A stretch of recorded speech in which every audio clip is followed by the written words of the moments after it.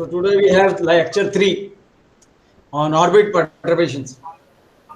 I hope last time lecture was okay. So with that as background, we'll take up further. On a, on a Earth satellite, the forces which are very important forces which are there. Earth shape. Earth is not a sphere. It is to first order we can say it is oblate, but of course it is triaxial. It has got mountains. It has got valleys and all kind of different kind of shape, and now huge buildings. So that will also change the gravity of the Earth. So that is the one force. Then atmospheric drag. That is an important force which takes care of many things. And then the lunisolar perturbations, the perturbations due to sun and moon, gravitational perturbations due to sun and moon, and solar radiation pressure. These are the 4 important forces which act on a Earth satellite.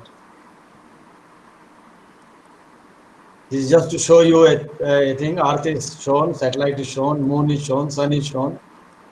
Just to give you, and then shape of the Earth also you can see some. It is not from the sphere; it is changing. Just one pictorial view to just give you an idea. So different kind of forces will act in different directions.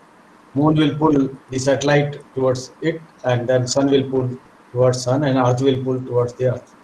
So you will have, that is the gravity, and then when it passes through the Earth's atmosphere, it will pass through a resistance, friction. So it loses its energy.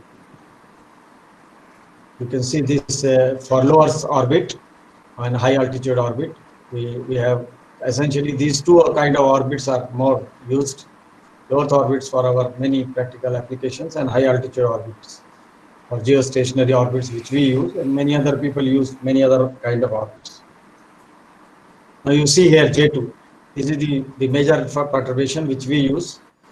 The distance, the difference between the equatorial radius and the polar radius for Earth is 21.37 kilometer. So this J2 is defined in terms of the difference between them. Flattening is defined also in terms of the equatorial radius and polar radius. In fact, flattening is equatorial radius minus polar radius divided by equatorial radius. That is the flattening of the Earth or any other body, whichever you want. Now this one, the other figure defines J3. That is, Earth is having some bulge.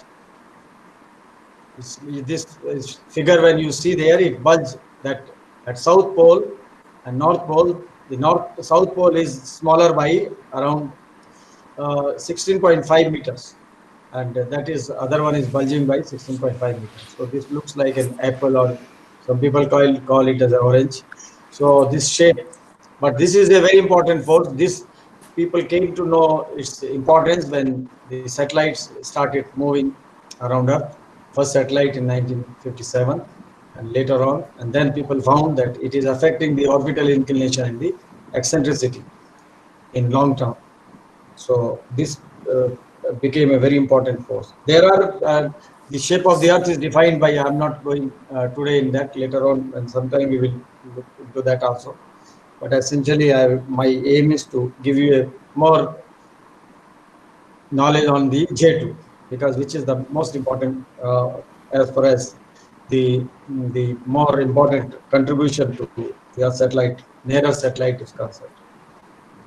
Now these are the secular perturbations. Now where, see, we were talking, the third one is the mean motion changing. So mean motion increases. You can see there, if you put J2 is equal to 0, your mean motion is mu by A0. A is the semi-major axis.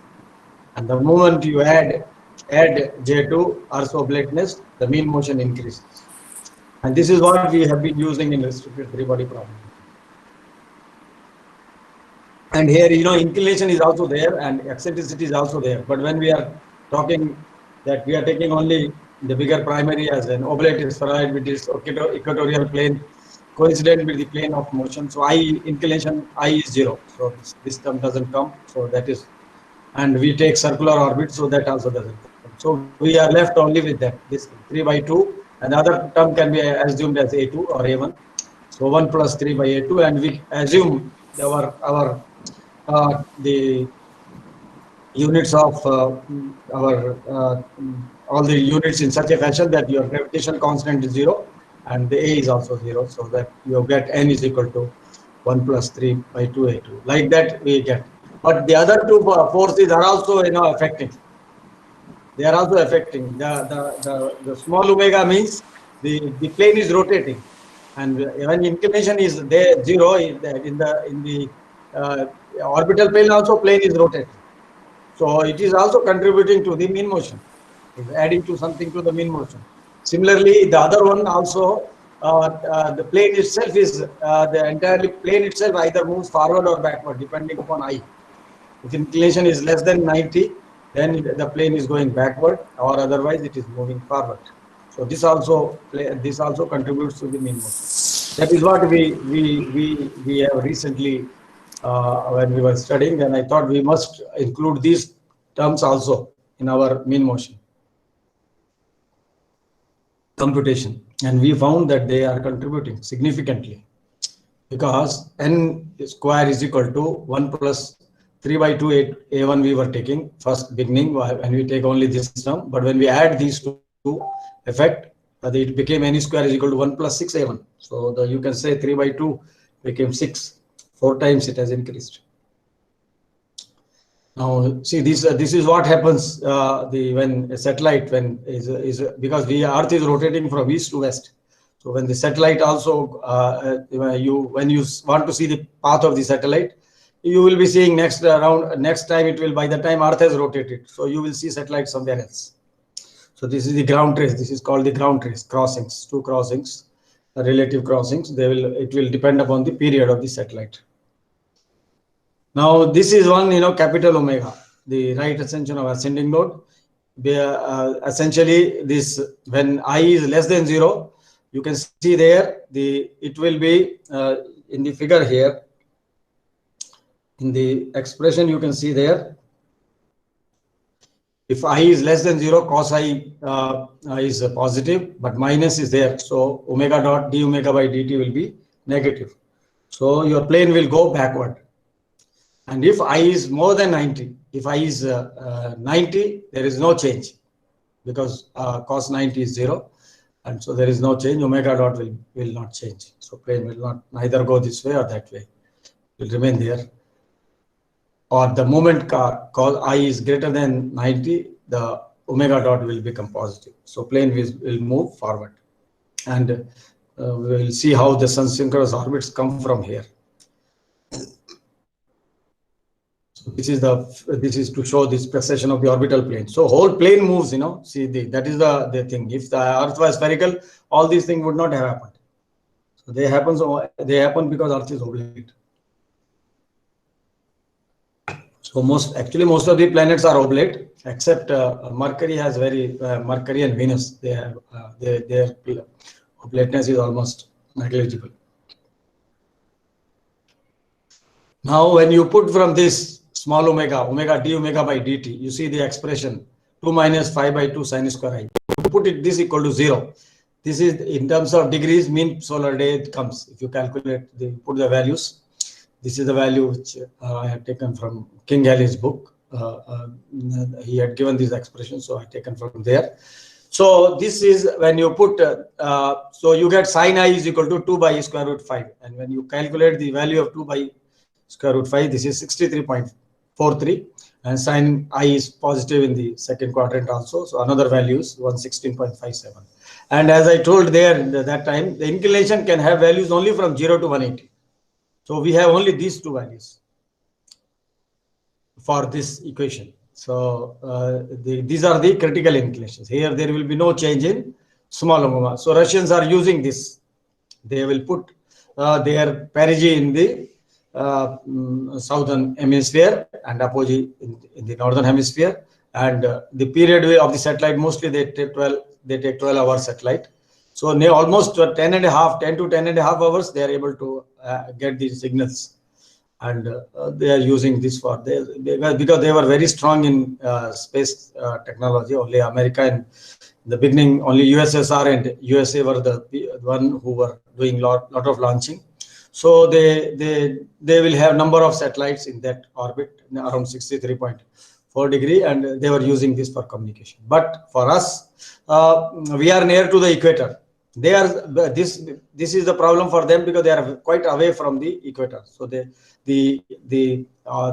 geostationary orbits which have inclination of 0, those are not very useful to them. They are not able to get signals for in all their areas because they are almost near to the pole. Also, they are there to the North Pole. Their areas reach.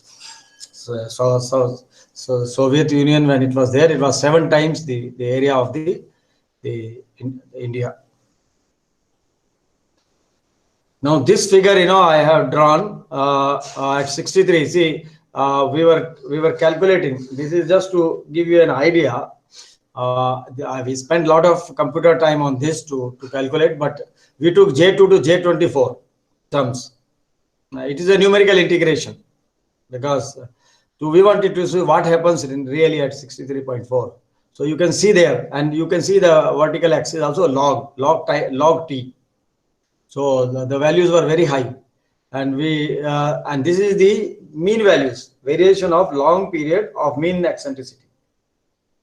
So we were finding out the mean eccentricity. I will tell you that short and long period thing that I was showing. So this I just today morning I took just to give you an idea from one of the paper we published in 1988 in Earth, Moon, and Planets. From there I took this figure just to show you that we cannot at 63. They are physically they are any coordinate system you work, you will get that singularity 63.43 and that other one. So we spent a lot of time to calculate this, but well, this is a rare figure which we have generated. Now, sun synchronous orbit. How do suns? Because this is where our Indian space program started. Because sun synchronous orbits are very useful to us. Because we are a huge country, and then taking photographs of the entire country, and then give a lot of input to the various agencies, to farmers, to various fishermen. So many applications are there. The entire one center, space application center, has got some applications. They do applications, and then we have the remote sensing center there in Hyderabad. They decode those images, all images, which whatever satellite gives them. They are the people who are the users for this. And then at Dehradun also we have a Indian Institute of Remote Sensing, something like that. They teach also. I think they have got a teaching also there. So it's a huge, because without applications, we have all the data and we do not use them, then absolutely there is no use of launching the satellites. So India did a good beginning. They simultaneously had a rocket center where rockets have to be done. And rockets, main problem with rockets is nobody gives any technology to you. And you have to generate by yourself. That's why it took for cryogenics to generate by India so much time it took. Only few years back only we could do our cryogenics. Where liquid hydrogen and liquid oxygen you have to use in space. And that's it. There was physics of the cryogenics of this liquid oxygen and liquid hydrogen was a very big challenge. So this is the equation that the values that is comes from orbital dynamics. This is what I showed you, and this 0.9856 comes. This is what sun goes per day, 360 degrees in 365.25. You divide 360 by 365.25.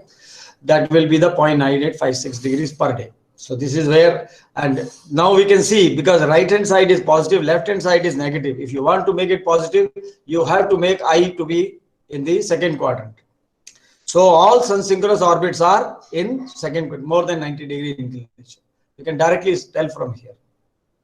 And in that case, what happens is whatever sun moves per day around 1 degree, the plane also follows that.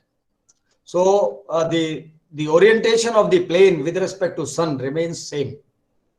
Even if after 50 days or 100 days, supposing it is having a sun-earth line, the the sun earth line and the satellite earth, the center of that line, whatever angle it makes, it continues to make that angle, and that becomes very useful when we take the images, because you can get constant images.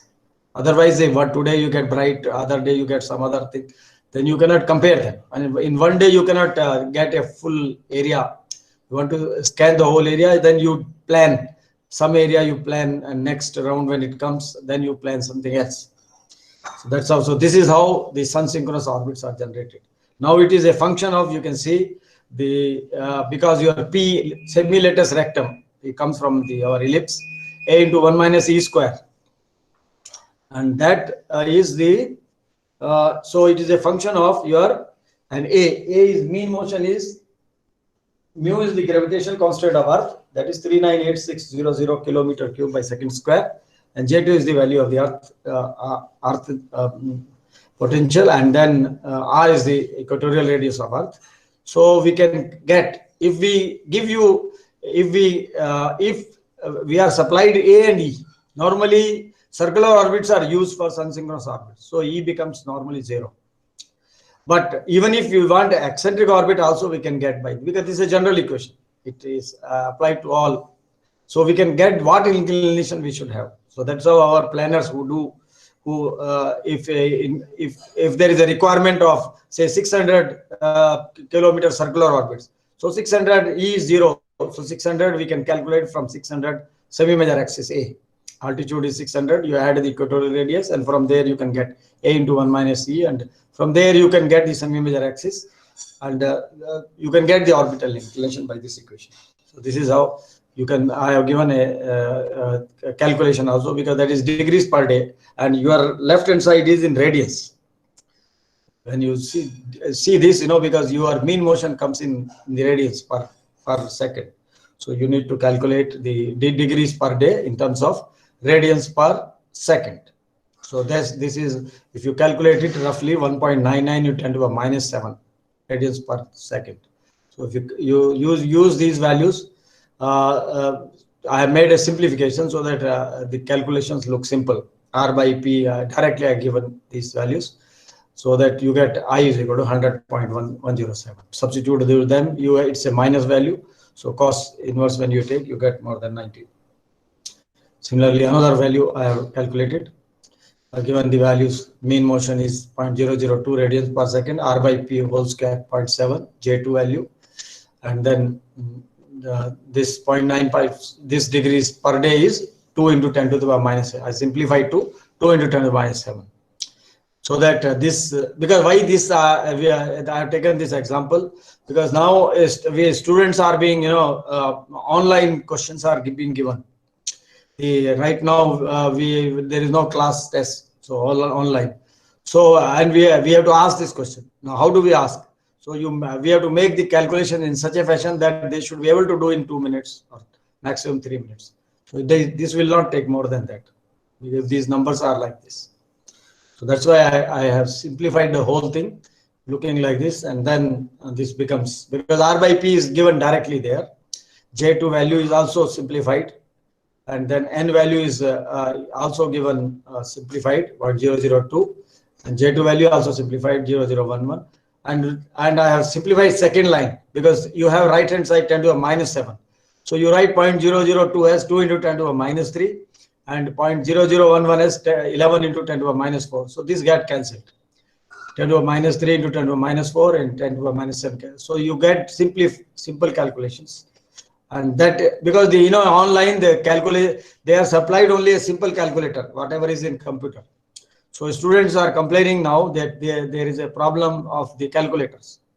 So then we are also learning in the process. We are also simplifying. But if we don't ask them anything like this, then we do not know whether they are understanding our subject or they are not understanding our subject. So that's why I made it simple. This is the actual thing calculation. But this we will not ask in the examination, in this kind online kind of examination. It will take a hell lot of time. When you give your A and E and mu value, full value, and then you calculate. So this is exactly and it will take a lot of time to calculate this. But the whole thing, when it is simplified, the other one doesn't take much time.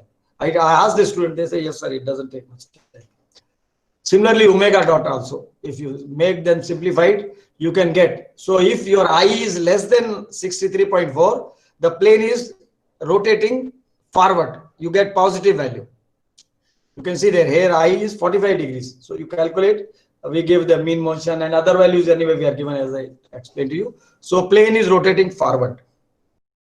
And when I is now, in this case, I is 80 degrees. So you get minus value. So the answer will come in radians per second, because we are the value for the mu value when it is utilized there, the other values, the n values that comes there inside. So that will be in radians per second. So but then radians per second we can convert into degrees per day. So that is 5. So 5 degrees per day. The plane is going backward. So your perigee, if it is south hemisphere, if you don't, gradually it may, after some few days, it will come 5 you add. So 180 degrees, you 180 divided by 5.54. After so many days, it will come to the other side, to the northern hemisphere. And similarly, then it will rotate. So to control this omega, small omega, you put an inclination of 63.43.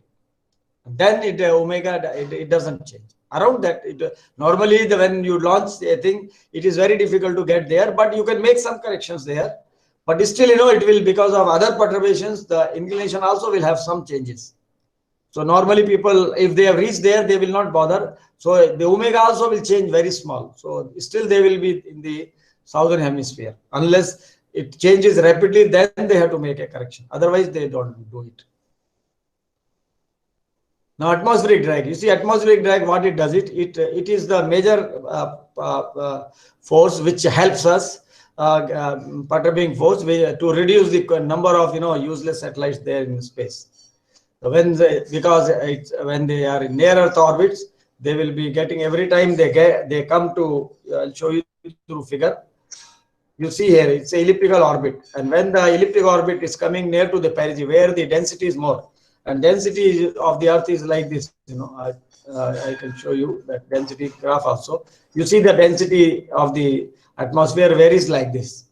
So at the sea level, our density is 1.225 kg per meter cube. So on our head, this is the air density. This is the kind of thing we have. But they get equated, that the equilibrium things are there. Otherwise, our head is always having something on our head. And now, as you go the horizontally, you see the kilometers up to 1,000 kilometers, and you see the numbers. They are in 10 to the power 5, 10 to the minus 10, and minus 15. So when you see these values around 100, it is already 10 to the power minus 7. It has gone, and then 200, it has gone more 10 to the minus 10. So it rapidly decreases. So you see, most of the effects are up to maximum up to 500, between 500 and 600. After 600, the values are very small, and the decay of the satellite will be very little. See, this is just this figure. I think I have taken it from I think that Bev Curtis book. I think it is given by him only, most likely. So you see, the Sputnik 1 perigee was here.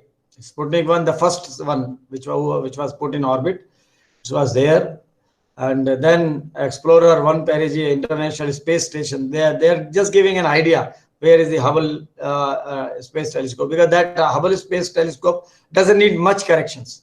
But our space station, International Space Station, which is there in space, it need to be, it also its height decreases because of air drag, and periodically they have to lift it. So there is some propulsion, rocket propulsions are available there, and with that they increase the otherwise gradually it will come down. So they have to maintain that. So this is where this happens. The perigee, because drag, when satellite comes near perigee, it will experience lot of friction. So it loses its energy, but then next time it will not be able to reach the same apogee where it has started. So gradually elliptic orbit will become slowly circular, but there will be a very little change in the perigee also. very small change in the perigee also. You can see here, you can see here elliptical, originally apogee perigee, original initial elliptic orbit you can see, and later more circular orbit you will see, and gradually it becomes. And normally the perigee is coming, below 120 kilometer, the decay rate will be very fast. And around 78 kilometer, when the height of the satellite comes, it starts burning. The heat generated will be so high that most of the satellites, they start burning, except for very huge satellites. They also start burning, but some remaining things can come on Earth, but those are very rare. Otherwise, most of the bodies there. So that's why we are safe. But we are safe as well as the atmosphere is getting cleaned. Otherwise, these unnecessary objects would have been there, and they are already, the space debris in orbital dynamics has become one of the very important activities now, and very important studies also. A lot of studies, we also carried out this study during my career of from 2000 to 1999 to 11 when I was there in ISRO.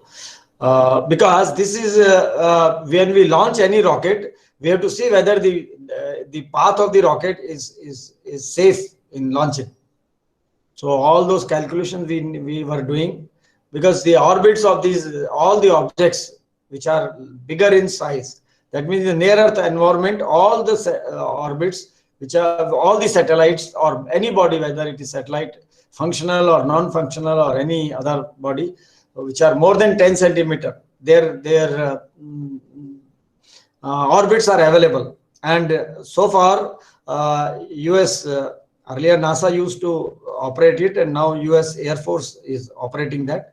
They have their space station all around the world. So the tracking stations, they are all automatic. So they supply, and they have, for their use, they have still better observations also. So those were available to us. Now maybe I am not now, since I do not work in the area anymore for this thing, I do not know how many they are tracking, but maybe of the order of 20,000 objects they track, and their orbit every day they update, unless some object is going very much stable, they may do after 2-3 days, but normally some objects they do in a day 2 or 3 times also. So those data we were using, and then we were predicting our IRS satellites, whatever is there, that activity. When I was there, we started that activity. It was there when I was there for a couple of, because I was the head of the applied mathematics division, and under that activity was coming. And now still it is continuing. The new head is continuing that every day. Our remote sensing satellites, their path is studied with respect to all these space objects. And if any object is coming nearby, then that information has to be, normal information is also given to this track, our ISRO tracking center. And many times at times they have to do some corrections also. A few corrections have been made in the past to safeguard our satellites. They're all active satellites, and they are very costly. Satellites are very costly because the components which we have to buy, every component we cannot make in India, only very few. So when we buy, they are very expensive. So you have understood that the elliptic orbit becomes circular, and gradually, and then finally they burn in space. So we are safe. This is shown by somebody, 2019, the orbit of a body, and then he is predicting that it will almost become circular in 2034. This is, that is how perigee and apogee, they decay. I have taken few figures because just to give that idea so that everybody understands. See, the perigee decay is very, very little. In the end, anyway, when the life is almost over, so this is only for around 15 point something days orbit. And even from 600, it has come down because perigee was low. See, because perigee was low, so the life was only that much. And the life will depend upon our area by mass ratio also. If the area is more, then the drag will be more. And if mass is more, then its energy it will contain will be more. So mass more means more days it can stay in orbit. If area is less and mass is more, then it can stay more in orbit. So from a 600 by somewhere around 200 and mm, 225 maybe of that order 220, it life was so less. The reason was because 220 the drag is quite high. Maybe area also maybe more for this body. So that's how these are all to show. And for this is important. Observed and predicted solar flux, solar activity, sun activity also, and geomagnetic activity, because they both affect the atmospheric density. Because finally the densities are important there, but they are also function of these values. So solar observed and predicted solar activity, these are predicted. So we cannot, supposing I want to make prediction for few days. So some predicted values will be there, but it is not necessary the predicted value will be coming very accurate to the actual what will happen. Similarly for the geomagnetic activity also. And many times there are geomagnetic storms also. Then suddenly their decay of the satellite will be more. So the actual re-entry time prediction is an impossible task. Nobody can claim in the whole world that they can do within 1 minute or of accuracy for the body. Because and even if they say 1 minute, in 1 minute also the satellite can go quite far, because it at least around 8 kilometers per second it goes. So 16 to 8, that much will be away. So pinpointing is very difficult. We used to do it. This exercise is internationally done every year, at least twice in a year. So we used to participate. Still, my colleagues who are there, they are participating there.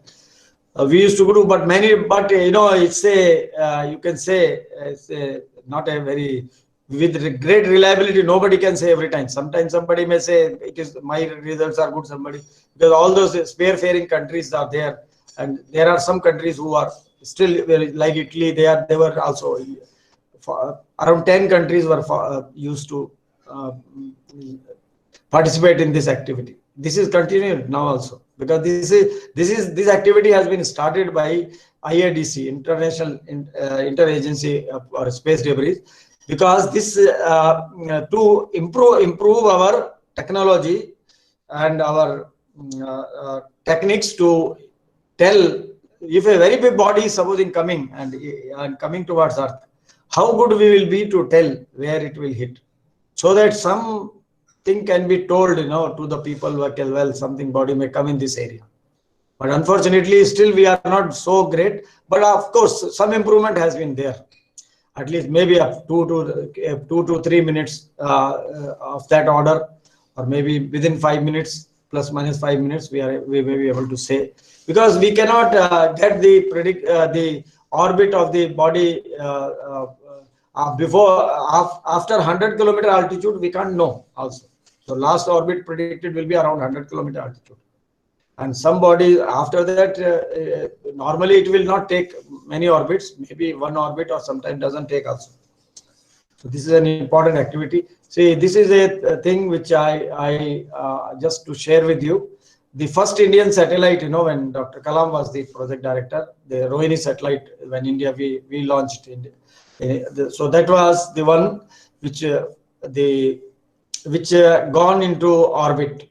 Its mass was only 35.443 kg, and effective area means the area which, when you see if something is moving in the direction of so you make a cross section perpendicular to whatever that cross section comes, that is the effective area. And drag coefficient used 2.2, and then rotational rate of atmosphere. See, atmosphere doesn't rotate around us at a uniform rate, but an average value one can assume to be 1.2. It can be morning can be different, evening can be different. Some differences will be there. So with that model, we used a numerical integration. I'm going to talk something later.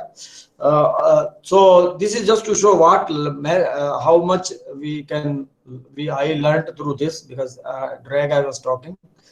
See, this is a analytical model for atmosphere. This is we can call it oblate model, because Earth is oblate, so we assume that atmosphere also around us is oblate.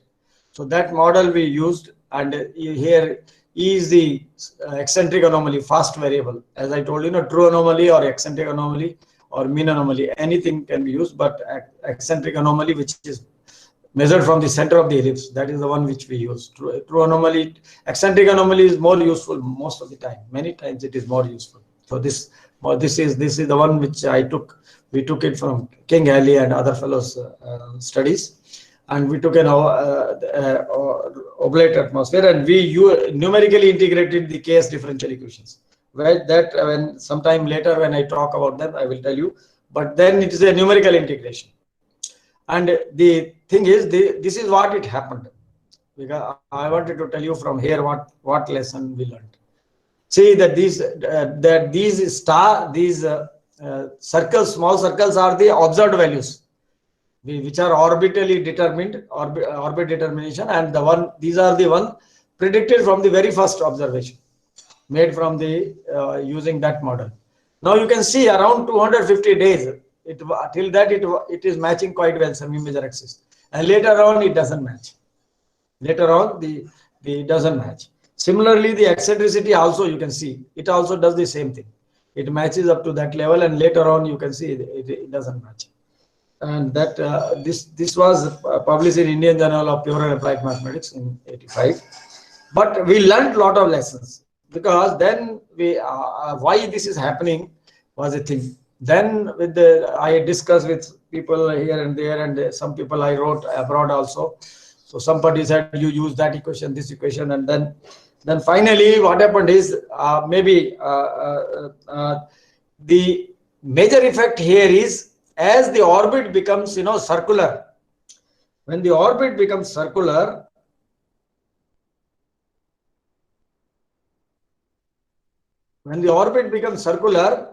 the density at day and night, normally if it is an elliptical orbit, the difference between the density at the perigee will be very much higher. But when it is a circular kind of orbit, when around 250 days, the orbit became more circular there. That we can see there. Then what happens is, it depends upon where the perigee was in sunlight or in the shadow, because because the omega dot is changing per day.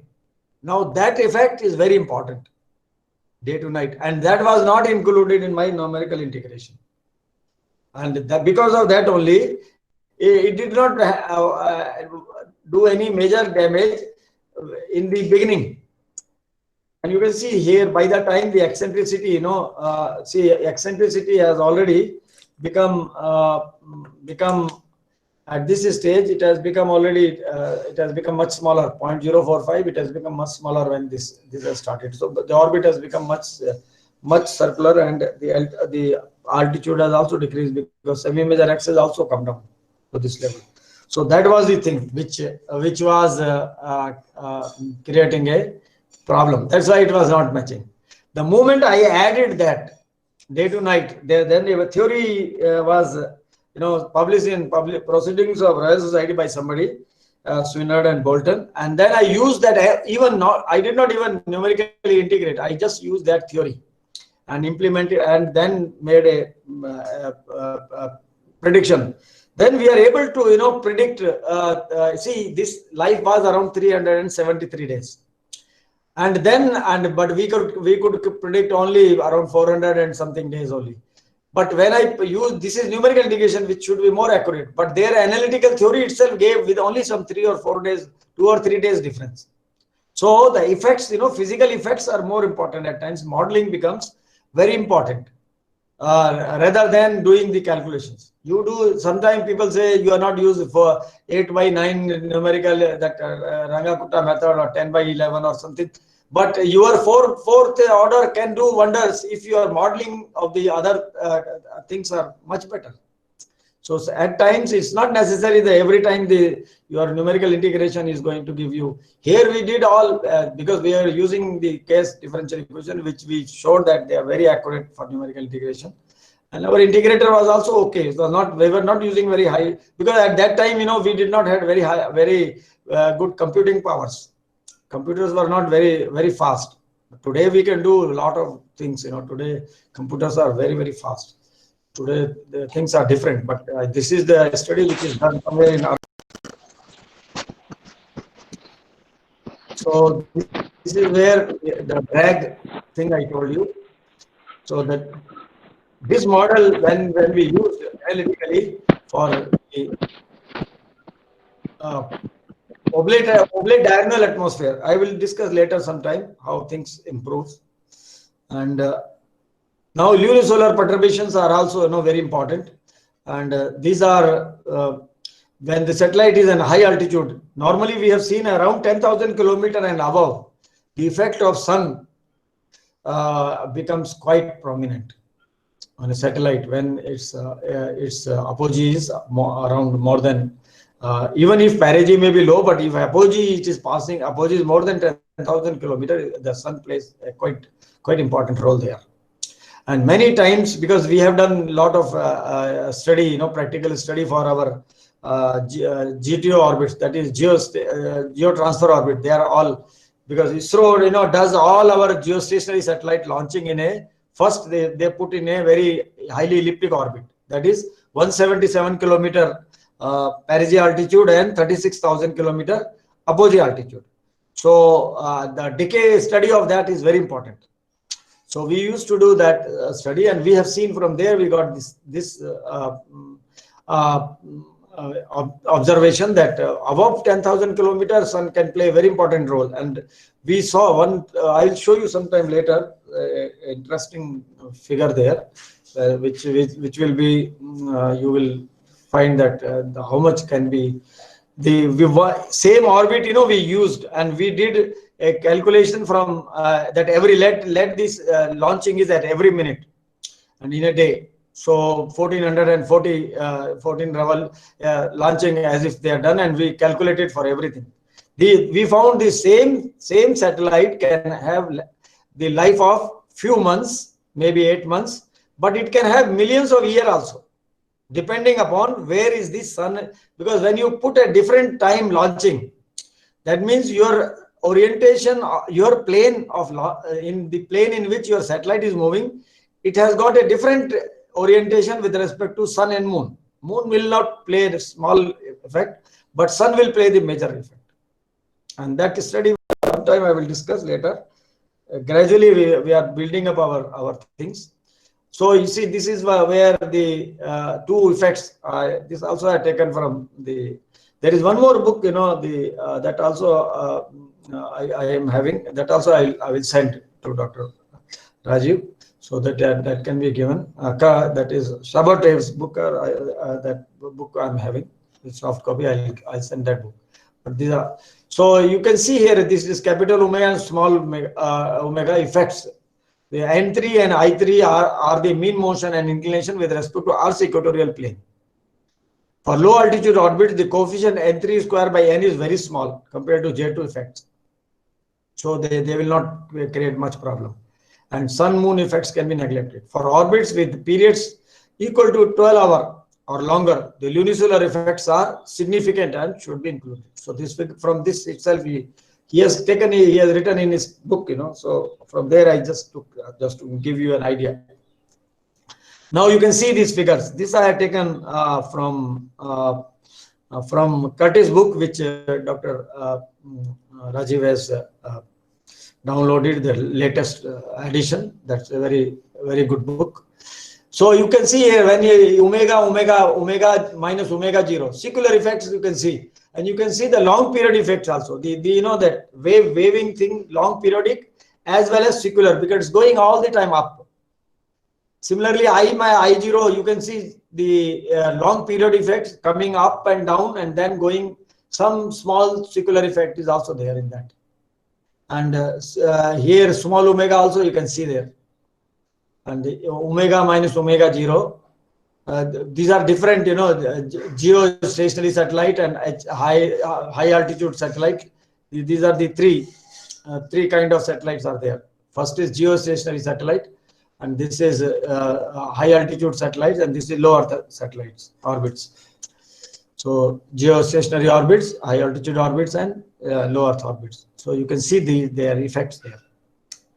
That is a 16-day, and as I told you, Julian date, which I gave you a formula. These are most of the things are calculated by through a formula where Julian date calculation is important. So Julian date is given there for this is with respect to 1st July 2007. So with that, Julian date is 2454283. So you can, from by seeing this figure, you can see where secular is coming, where long period is coming, where it is not coming. All that one can get the idea. So this is the lunar. This is because of the lunar gravity. So lunar gravity, low Earth orbit, you can see that effects will be very small. You see the 10 to the minus 4 is coming, whereas you don't see any 10 to the minus 4 in the other orbit things. So it's very small for low Earth orbits. So in the book somewhere he might have given this exact orbit also, but I just wanted to show you that that's how the effects are. Similarly, for the solar gravity effects on capital omega, small omega, and I. That is, you have first is geostationary orbit, and then high altitude orbit, and then low Earth orbit. Here also again, sun, the effect on low Earth orbit will be small. It is 10 to your y-axis is into 10 to the minus 3, and x-axis this is for more than 600 days, around 720 days interval. Yeah, these results are there, and you can identify from here long, because there are three things: secular, long periodic, and short periodic. So I will talk about short periodic also. So the short periodic is in a orbital period, how things can change. Now solar radiation pressure, large, they are larger for balloon type of satellites, which are very large area to mass ratio, where area is very large and mass is relatively smaller. And you can see the last line, 30-meter eco balloon satellite in its 1,852 kilometer altitude circular orbit had 3.5 kilometer per day decrease in perigee. It's circular orbit. So that is the kind of effect it has got as you go up. And it exceeds only up to below 900, that the other statement you can see, it exceeds the effect of atmospheric drag at altitude above 900. See, around 900, neither drag also doesn't have much effect. But solar radiation pressure also doesn't have. So between there, you do not have these two forces. Effects will be very, very small, very little.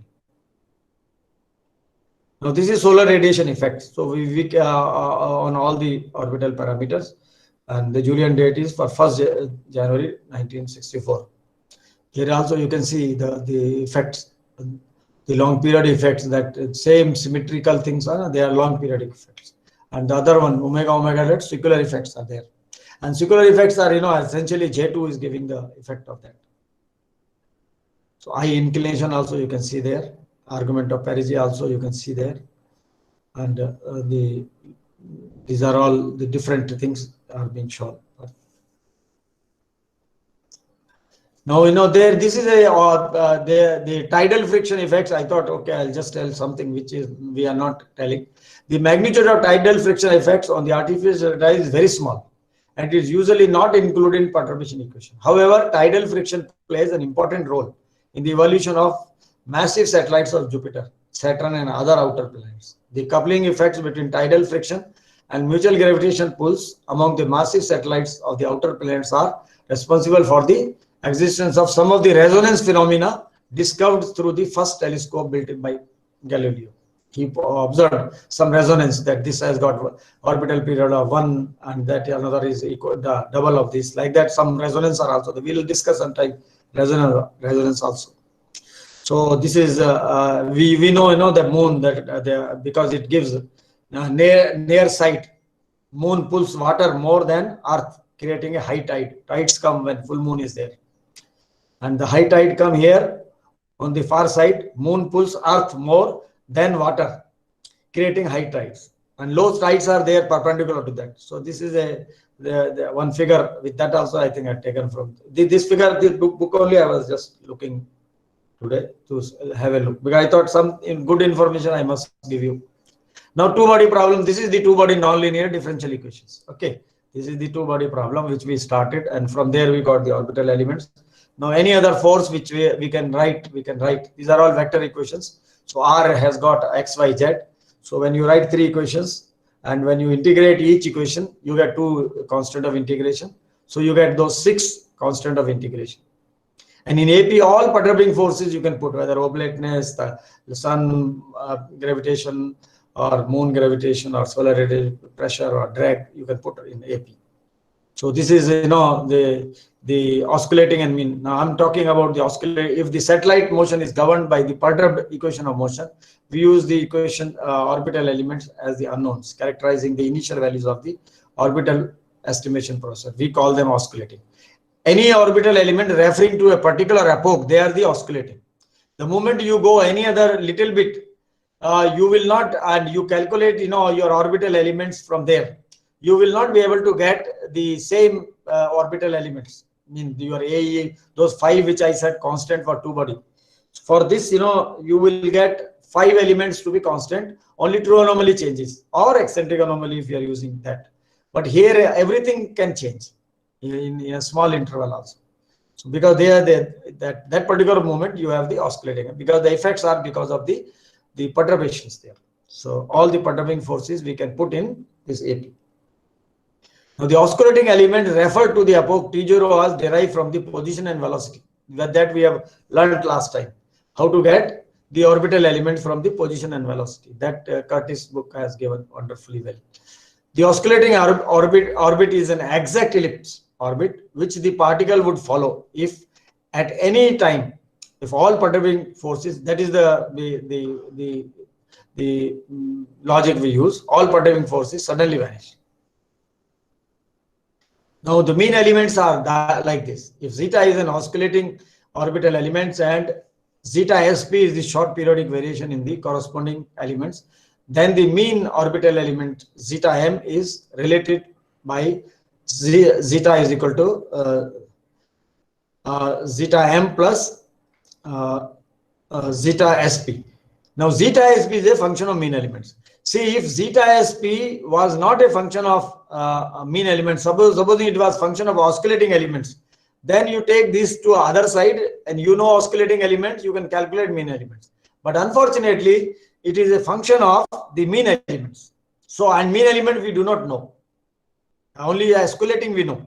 If we know position velocity, we can calculate the oscillating elements, A, I, capital omega, small omega, and all. So, but then we do not know and we want to calculate mean elements. So mean elements are also not very unique. They are related to a force function, with the force function which you are using. And since they are function of A, so you have to use an iterative process, like we were using for Kepler equation, similar to that. That was only one equation. Here are 6 equations. Now I'm just showing you a thing. This is for solar radiation pressure, the mean elements, because you can see eccentric anomaly is there. When eccentric anomaly fast variable is there, so during a revolution you can calculate it will change. You go on changing the value of E, your delta A will go on oscillating to different values. And this is the value, again in terms of mean anomaly, how your omega is changing with respect to mean anomaly, with respect to J2, also oblateness, short periodic perturbation. And this is how, physically I have shown you in a revolution. For a orbit I have written A, I, capital omega, small omega, I have written. This is a sun synchronous kind of orbit, because we were working those days in sun synchronous orbit kind of thing. So this is how, because we have to show people, nobody knew when I was there at that time in the ISRO, that they used to say there is one semi-major axis. Then I said the difference between mean and oscillating is 1788. Because those things, we were on infancy. So things we have to learn, and then we have to dissipate our information among our people who are working. So difference can be between 7188 to 7206. So when you tell semi-major axis, you don't tell semi-major axis, you tell either mean or oscillating. And that's how this study was done at that time. So you can see how much change is there in oscillating and mean. So position velocity, when you get during a revolution, you go on calculating by that formulas what we have learned last time, and you will get this kind of figure. And similarly, the eccentricity will be looking like this for one revolution. This is one revolution. His orbital period is around 100 and some 2 or some 3 minutes. And this is just to show you that difference between green is J. If you take J2, J3, J4 terms, and if you take only J2 terms, this is that difference will be there.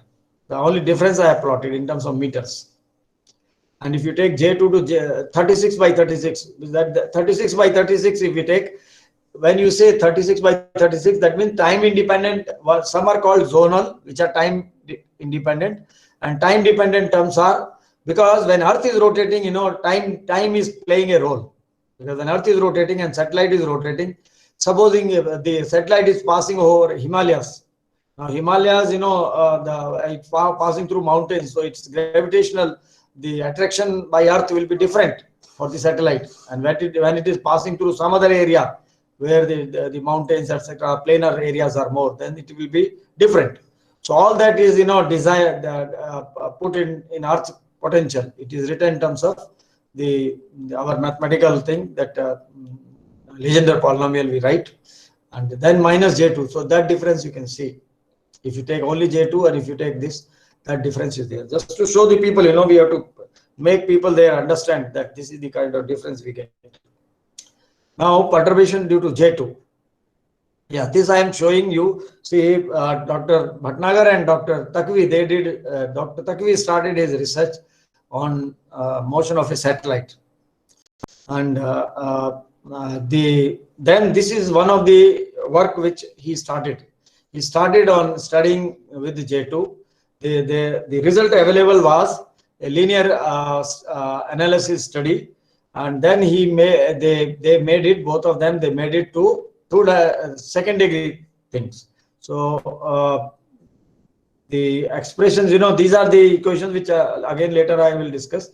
These are called Lagrange's planetary equations. You can change, you can write your perturbing force, and then you can integrate them. And with J2 or with J3 or with all whatever, or you can lunisolar or moon or sun, you can use that. So they calculated these things, and we use their results. I use their results there in ISRO for calculating mean elements, because once you know the short periodic terms, then I can use this formula to calculate the mean element, because mean elements are very important in the studies. Oscillating comes on, oscillating gives you only at that moment. But if you want to tell what this orbit is, at least to some, then you have to have the mean elements. So I used the expression which was generated by Dr. Takvi and Dr. Bhatnagar. That results I used in there. But then we thought we must. I had a young team. Then I told them that time has come, we must improve them. Then we went to fourth order theory, same thing. So you can see here, these are the expression, but I'll show you this is the difference in mean semi-major axis. First order theory is by Sabot-Arab, that is 1964 he generated, and that theory was modified to second order by Dr. Bhatnagar and Dr. Takvi, the blue one, and then we made it fourth order. So these are, to check the accuracies, the difference in semi-major axis. What we do is we calculate, analytically, and during a revolution we calculate a different, during the whole revolution we calculate, and then we find out the value, an average value, and then that value and then on for different semi-major axes, you can see x-axis, it is an involved process to make this graph, but then that is the thing. See, originally the error for a orbit was for that particular orbit, whatever we have studied, 2,500 meter difference. Then that was reduced by Dr. Bhatnagar and Takvi's theory to 1,000. So it was reduced quite a lot, and we used that actually for a long time. And then we reduce it to nearly to maybe around 150 meter, or maybe 200 meter of the between 150 to 200 it might be there. So that is because when they were doing, there was no Maxima, Mathematica, MATLAB, all those things. So they were doing hand calculation, and these are calculations are very long. And when Sabotre was doing, of course, there was nothing, and he was also doing by hand. But when we were doing we used Maxima, and that is how we were able to do. I'll show you to express. Similarly, in eccentricity also, the improvement you can see there. The black one is the one which is there, and this we published in 2011. When I was almost about to retire from there 11. Before that, because one of the girls, she was working with me, and I wanted that she had some paper with me. So I said this is a good problem, and then we myself and Xavier and Shraddha Gupta, then we worked on this, and then we were able to do it. But you see that kind of expression which comes here. You see, just I have given you two expressions. Now if you take only linear terms there, then that is Sabotareev's theory. And if you take up to quadratic terms, then that is the Bhatnagar and Takvi's theory. And if you take now all these, you can see, then it becomes our theory. So that is how we improved. There may be some error here also in typing.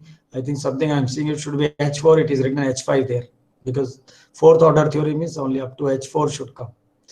So that is how, but this is all done by, the Maxima. Maxima was a free software available. Still, I think it is available free software. So that we used there, and with that and you can see eye inclination also. You can see. So when you take a fourth order, and that's why this has decreased those results. And another thing is the circular orbit. Circular orbit mean element calculation is more difficult.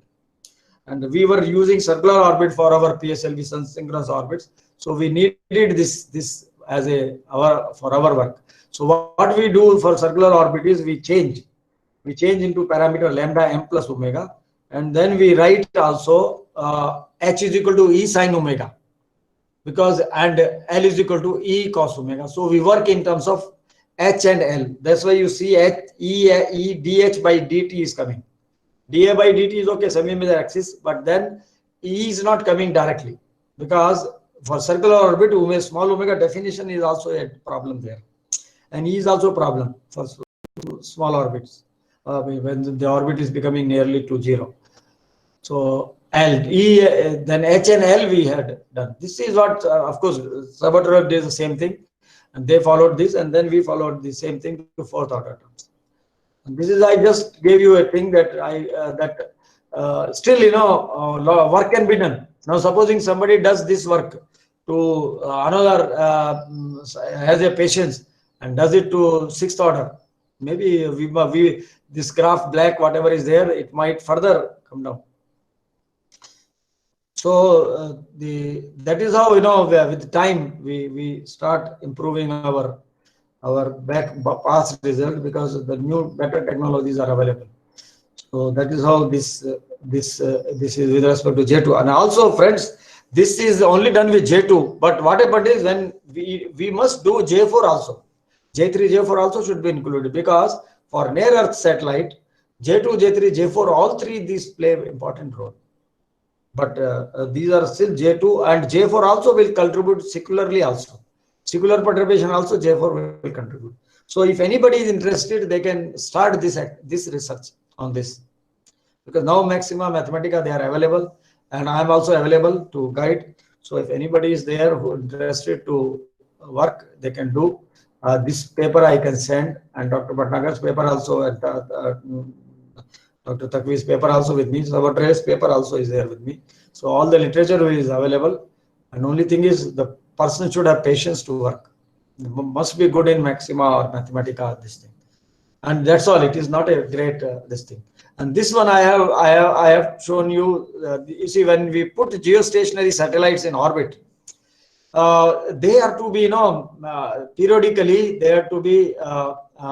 We have to correct their orbits, because that geostationary orbits are at 36,000 kilometer altitude. To be more accurate, 35,000 and some 700 something it is there. Now at that altitude wind from surface of the earth. Now if you don't correct them, and here you see over a east longitude from 0 to 360, S1, S2 they are stable, and U1, U2 are unstable. So luckily we have the place where we launch to be in the stable area, our satellites. But this is how you can see the y-axis delta V required meters per second per year. This is the kind of delta V is required. So where you are originally when you are launched there, this is the difference is given. See, the J2 is most of the thing J2 is managing. All other harmonics are also when you take J6 by J36 by J36 or even more, then the defect between J2 to J22 plays an important, not J22. That is Earth's flattening effect. That Dr. Bhatnagar worked on this also. He had done a wonderful work with beginning with Monica and some other people. He has worked, and he did a ISRO project also on this, where he had taken a number, and he said that some very good results were generated, which was not there in this thing. And I think one copy must be there in your research center of the thing. And one having, which he submitted to ISRO. ISRO fellows, they were headquarters. Once I went, then he say, you see, your guide has done this, you take it, it will be useful to you. So maybe if you don't have, I will give that copy also. I'm having in my Trivandrum house. It's a huge big book which he submitted a project report. So that was a big lot of calculation, because he was doing he and the co-authors, they were doing hand calculations, but now you have the benefit of the Maxima and Mathematica and MATLAB and other things. So this is another problem. See, friends, the physics will never change. So physics is the same. So how good we are able to, mathematicians are able to explain the physics, that is our job. So how good we are able to improve that is also our job. So we have to sometimes see our the old problems again and see whether we can do some more improvement over there. Okay, I think time is up.